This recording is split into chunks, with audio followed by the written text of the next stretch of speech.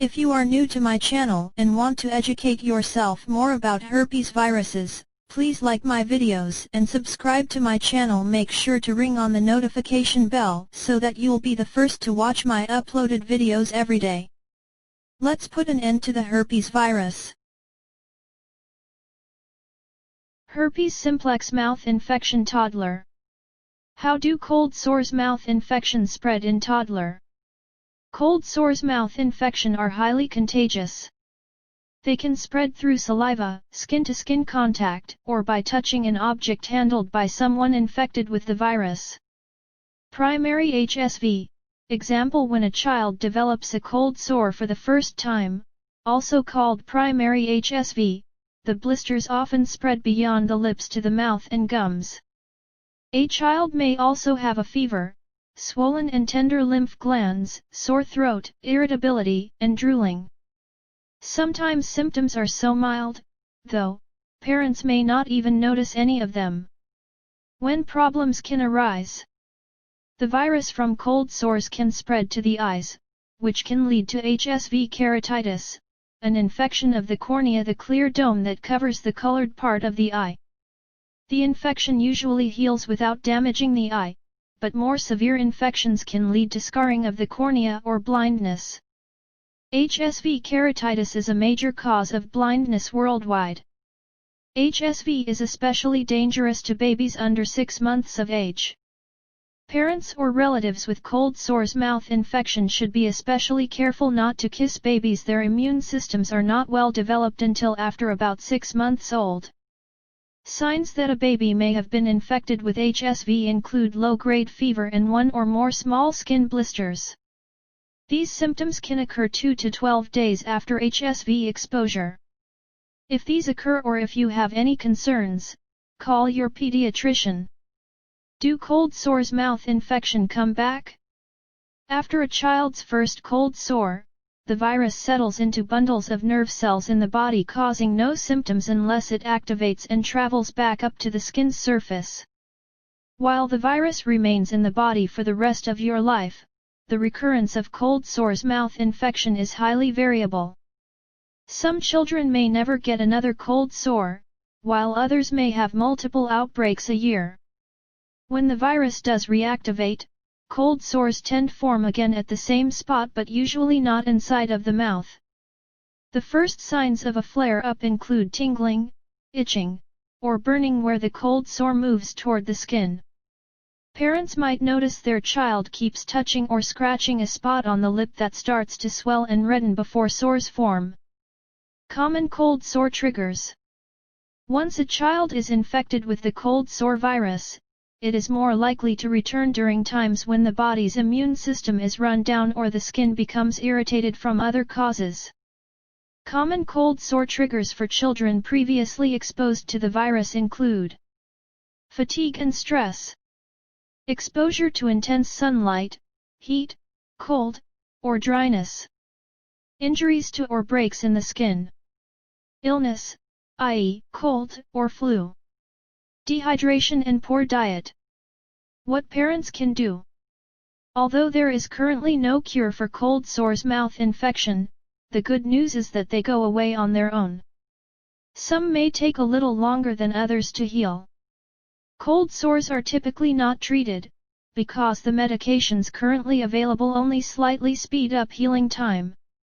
Parents can protect against the cold sores spread, help relieve the child's discomfort during a flare-up, and try to avoid possible triggers. Stop the spread. Try to prevent your child from scratching or picking at cold sores. This can spread the virus to other parts of the body, such as fingers and eyes, as well as to other children who touch toys and other objects they play with. Wash hands and clean toys regularly. During a cold sore flare-up, don't let your child share drinks or utensils, towels, toothpaste, or other items to avoid spreading the infection through saliva. Also, wash items such as towels and linens in hot water after use. Children usually can go to childcare or school with an active infection, but your pediatrician may suggest keeping them home if they drool a lot or are having their very first HSV outbreak. See when to keep your child home from childcare for more information. If your child participates in sports that involve skin-to-skin contact such as wrestling, he or she should sit out during an active cold sore infection. Make sure mats and other equipment are cleaned regularly after use. Ease discomfort. Apply ice or a warm washcloth to the sores to help ease your child's cold sore pain. Chilled or icy treats such as smoothies may be soothing to tender lips and can help avoid dehydration. Avoid giving your child acidic foods during a cold sore outbreak, e.g., citrus fruits or tomato sauce. These can irritate cold sores/mouth infection.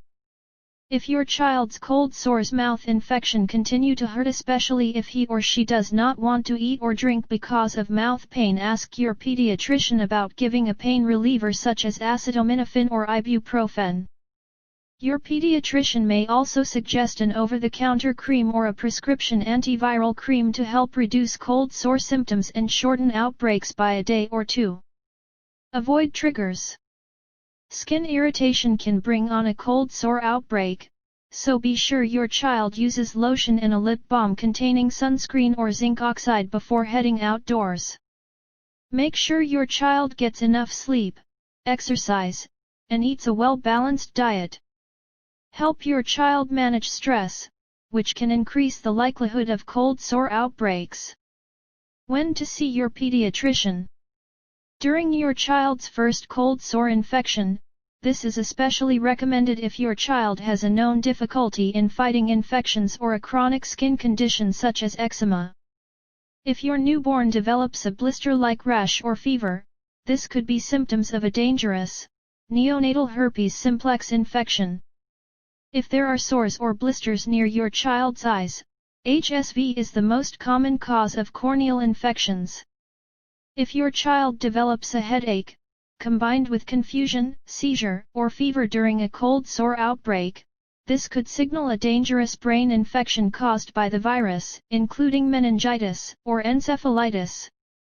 If the sores do not heal on their own within 7 to 10 days, your pediatrician might want to rule out a secondary bacterial infection and/or any other medical condition. If skin surrounding cold sores mouth infection becomes reddened, swollen or feels hot to the touch, this may be signs of a secondary bacterial infection. Infection that spreads to the bloodstream and body-wide, sepsis, can also be a concern for children whose immune systems are weakened by certain diseases and medications. If your child gets frequent cold sores mouth infection, children with more than 5 or 6 outbreaks a year might benefit from antiviral medications. Talk to your pediatrician about a prescription if your child's outbreaks are frequent. Thank you for watching. And please subscribe to my channel for my upcoming herpes treatment videos.